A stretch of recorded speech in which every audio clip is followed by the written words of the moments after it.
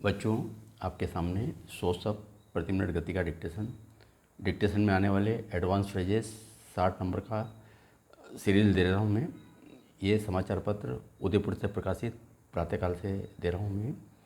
बहुत ही लोकप्रिय पेपर है और इसमें जितने भी डिक्टेशन आते हैं बहुत ही गतिवर्धक, और ख़ास बात इसमें डिक्टेशन पैसेज बहुत बढ़िया आते हैं।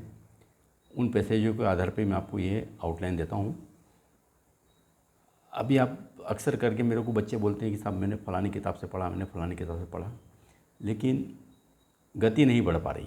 गति नहीं बढ़ पाने के कारण बच्चे बड़े परेशान रहते हैं और अक्सर मेरे को इस बात का जिक्र करते हैं कि साहब गति बढ़ाने के लिए हम क्या करें। किताबें तो कई हैं, सभी का उद्देश्य ये था कि बच्चों की गति बढ़े, लेकिन गति नहीं बढ़ने के पीछे कारण क्या रहा है, इसके ऊपर आप लोगों ने कभी विचार नहीं करा और आप एक पर्टिकुलर किसी किताब को लेके बैठ जाते हैं, बस उसी को बिल्कुल रामबाण दवा समझ लेते हैं कि ये इसी के कारण हम आगे बढ़ पाएंगे, लेकिन उसमें विकसित साहित्य नहीं होने के कारण बच्चे स्पीड बढ़ा नहीं पाते हैं। आप ऐसी किताबों का चयन करें जिसमें विकसित साहित्य हो। अभी मेरी ये पुस्तक देखें आप, परिष्कृत हिंदी आशुलिपि।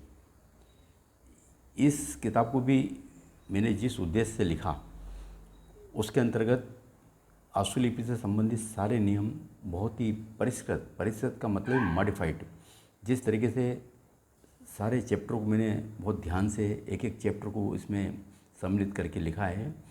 बच्चे ये किताबें अपने आप में इतनी सक्षम हैं कि इससे 120-130 की स्पीड बना सकते हैं।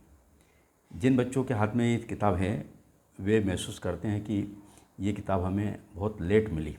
अगर ये किताब हमें पहले मिल गई होती तो निश्चित रूप से हम आरपीएससी की या जो भी परीक्षाएं उत्तीर्ण कर लेते हैं। कोई बात नहीं, जिस किसी के भी हाथ में ये किताब है वे इसे पढ़ के अपनी गति बढ़ा ही रहे हैं।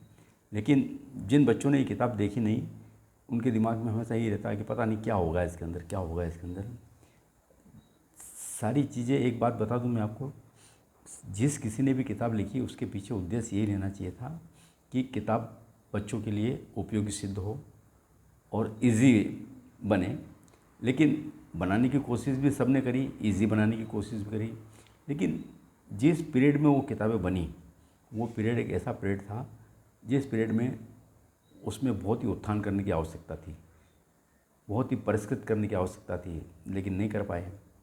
अब मैंने जो इस किताब को लिखा, क्योंकि पुरानी किताबों में जो कमियां देखी मैंने, उन कमियों को ध्यान में रखते हुए मैंने इस किताब को लिखने का प्रयास करा। मैंने सबसे पहले अंग्रेजी शॉर्ट हैंड सीखी। अंग्रेजी शॉर्ट हैंड में जो पिटमैन की पुस्तक है बहुत ही लाजवाब की पुस्तक है, उसका तो कोई दुनिया में मुकाबला कर ही नहीं सकता। फिर भी उससे जो मैंने सीखा उसके आधार पे मैंने इस किताब को लिखने की कोशिश की और बहुत हद तक मैं अपने आप को खुश समझता हूँ कि मैं उस पुस्तक के बराबर तो नहीं, लेकिन हाँ उसके पैरेलल लाने की कोशिश की मैंने। तो आज की तारीख में मैंने जितना साहित्य तैयार करा, निश्चित रूप से अंग्रेजी शॉर्ट हैंड पिटमैन के बराबरी का तो नहीं कह सकता, लेकिन उससे नीचे की कैटेगरी का तो मैं कह ही सकता हूँ कि मैं उसमें सफल हुआ हूँ। इसका निर्णय कौन करेगा? जिन बच्चों ने मेरी किताब देखी वे ही इस किताब का निर्णय कर पा रहे हैं कि किताब कैसी है। आज कई बच्चे रिपोर्टर की परीक्षा दी और सिलेक्ट भी हुए और उन बच्चों के फ़ोन भी आए मेरे पास कि सर आपकी पुस्तक से मैं ये करने के बाद सिलेक्ट हो गया। मुझे बड़ी खुशी है कि जिन बच्चों ने मेरी पुस्तक का उपयोग करा और वो सिलेक्ट हुए। फिर भी मैं इस किताब के बारे में बताना चाहूँगा, इस किताब में इतनी बारीकी से काम किया गया है जो आज तक किसी पुस्तक वालों ने नहीं किया है। काम सब ने किया है, लेकिन नए तरीके से जो इसको मैंने बनाने की कोशिश करी, आज भी कई स्थानों पर इस किताब से पढ़ाया जा रहा है।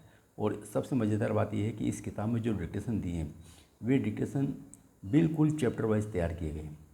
चैप्टर वाइज से मतलब जैसे अगर आप इस्ते का चाप पढ़ रहे हैं तो उस डिक्टेशन में इस्ते के ही लेटेस्ट शब्द आएंगे सारे के सारे। अगर आप सनहुक पढ़ रहे हैं तो उसमें सनहुक के ही डिक्टेशन आएंगे।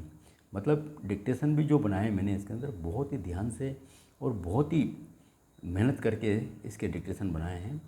जिस किसी ने भी इस किताब को देखा उसने निश्चित रूप से अपने किसी मित्र को बताने की कोशिश की होगी, लेकिन जिन लोगों ने नहीं देखा वो उसको देखने का प्रयास करें तो मुझे बड़ी खुशी होगी। अब मैं डिक्टेशन देता हूँ 100 शब्द प्रति मिनट गति का। उस डिक्टेशन में जो वाक्यांश आ रहे हैं पहले आप उसको देख लें। आर्थिक विकास, डाउनवर्ड र करें, यह आर था निकल जाएगा। आर्थिक विकास, इस व को यहाँ लगा दें तो यहाँ ये वी थर्ड प्लेस पे लगा दिया तो विकास, आर्थिक विकास। राष्ट्रीय सांख्यिकी कार्यालय, ये राष्ट्रीय, ये सांख्यिकी का शाखा और कार्यालय, राष्ट्रीय सांख्यिकी कार्यालय। जारी आंकड़ों के अनुसार, देखिए बहुत बढ़िया आउटलाइन है ये आपका जारी, ये आपका जारी बना है।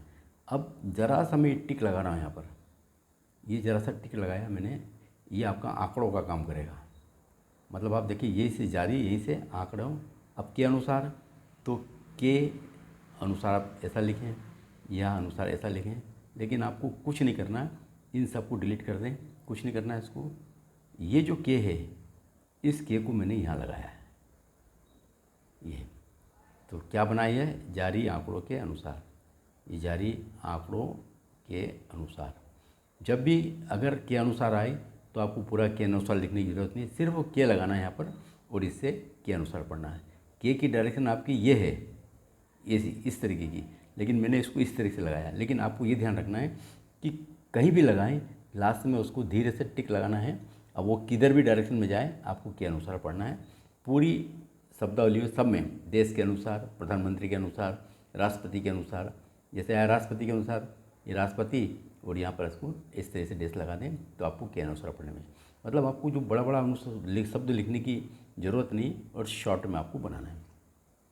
सकल घरेलू उत्पाद, ये सकल घरेलू और उत्पाद में द लगा दें,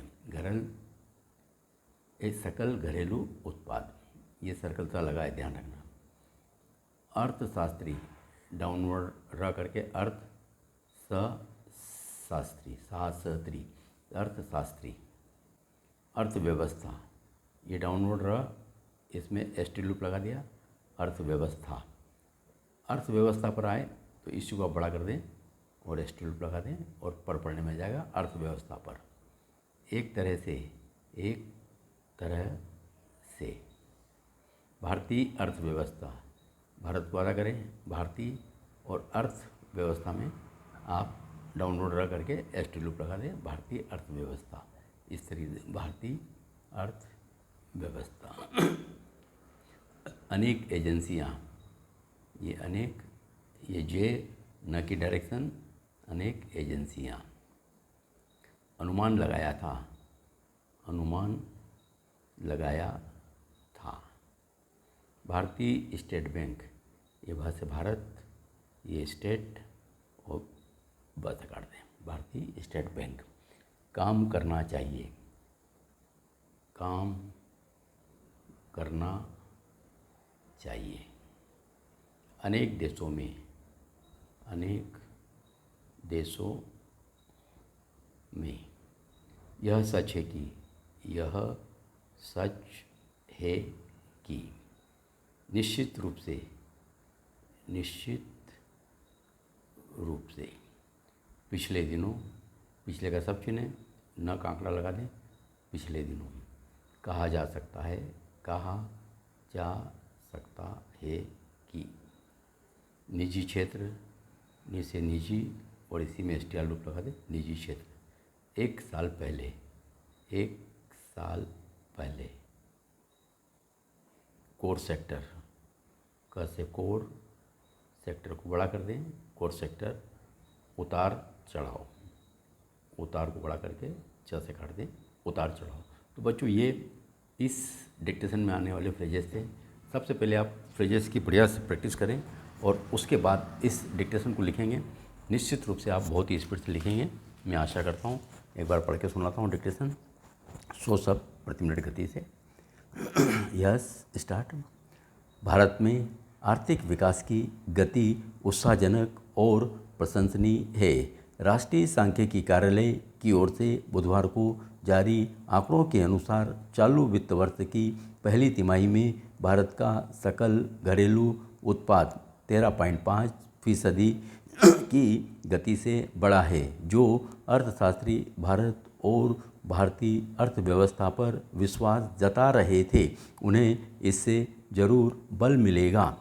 अब एक तरह से यह तय हो गया है कि इस वित्त वर्ष में भारतीय अर्थव्यवस्था की विकास दर कम से कम 2 अंकों में तो जरूर रहेगी। अनेक एजेंसियों ने पहली तिमाही में करीब 13% की विकास दर का अनुमान लगाया था। हालांकि भारतीय स्टेट बैंक ने अपनी रिपोर्ट में 15.7% की वृद्धि दर का अनुमान लगाया था। एक अनुमान और देख लीजिए। अगस्त की शुरुआत में भारतीय रिजर्व बैंक ने कहा था कि चालू वित्त वर्ष की पहली तिमाही में सकल घरेलू उत्पाद की वृद्धि दर लगभग 16.2% रहने की संभावना है। ऐसे बेहतरीन अनुमान यदि साकार नहीं हुए हैं तो इसकी वजहों पर गंभीरता से काम करना चाहिए। अनेक देशों में मंदी को लेकर चिंता है। यहाँ तक कि चीन में भी अप्रैल-जून 2022 में 0.4% की आर्थिक वृद्धि दर्ज की गई है। ऐसे में भारतीय विकास की गति बहुतों को आश्चर्य में डाल सकती है। लेकिन यह सच है कि कोरोना से लंबे समय तक आहत रहा देश इस वित्त वर्ष में बुनियादी तेजी पकड़ने की ओर अग्रसर है। निश्चित रूप से हमारी विकास ज़्यादा होती अगर वैश्विक मंदी की आशंकाएं हमें घेर न रही होती और अगर पिछले दिनों कर्ज लेना कुछ महंगा न हुआ होता। फिर भी 13.5% की विकास दर पर संशय जताने वालों को भी यह ध्यान रखना चाहिए कि भारत तुलनात्मक रूप से ज़्यादा युवा और विकास की ज़्यादा संभावनाओं वाला देश है। हाँ, यह जरूर कहा जा सकता है कि हमारा विकास क्षमता व ज़रूरत के अनुरूप अभी भी नहीं हो रहा। अभी भी जो विकास हो रहा है उसमें निजी क्षेत्र की भूमिका सबसे ज़्यादा है। गत अप्रैल-जून में निजी निवेश एक साल पहले की तुलना में 20.1% बढ़ा है, जबकि सरकारी खर्च में 1.3% की बढ़ोतरी हुई है। भारतीय अर्थव्यवस्था में सुधार के लिए ज़्यादा पारदर्शिता, सरलता, निवेश की ज़रूरत है। फिर भी हम कह सकते हैं कि देश ने आपदा या मुश्किलों में भी अवसर तलाशने शुरू कर दिए हैं। एक चिंता या सवाल यह जरूर है कि जिसे कोर सेक्टर कहा जाता है वहाँ सुस्ती लग रही है। कोर सेक्टर में आउटपुट या उत्पादन ज़्यादा गति नहीं पकड़ पा रहा है। कोर सेक्टर में विकास दर 4.5% रही है। विकास की यह दर 6 महीने में सबसे कम है। कोर सेक्टर की विकास दर में लगभग हर महीने उतार चढ़ाव आना भी कोई अच्छी बात नहीं है। कोर सेक्टर मतलब कोयला, कच्चा तेल, प्राकृतिक गैस, रिफाइन उत्पाद, उर्वरक, इस्पात, सीमेंट और बिजली पर सरकार को ज़्यादा ध्यान देना पड़ेगा। हमें यह भी ध्यान रखना होगा कि इन उत्पादों के मामलों में विदेश पर हमारी निर्भरता ज़्यादा न बढ़े। आखिर कच्चे तेल और प्राकृतिक गैस के उत्पादन में गिरावट क्यों आ रही है? सरकार का घाटा क्यों बढ़ रहा है? 13.5% की तिमाही विकास दर खुशी का अवसर भले हो, लेकिन हमें अभिभूत नहीं होना चाहिए। बहुत सी कमियां हैं, उन्हें जल्दी दूर करना होगा।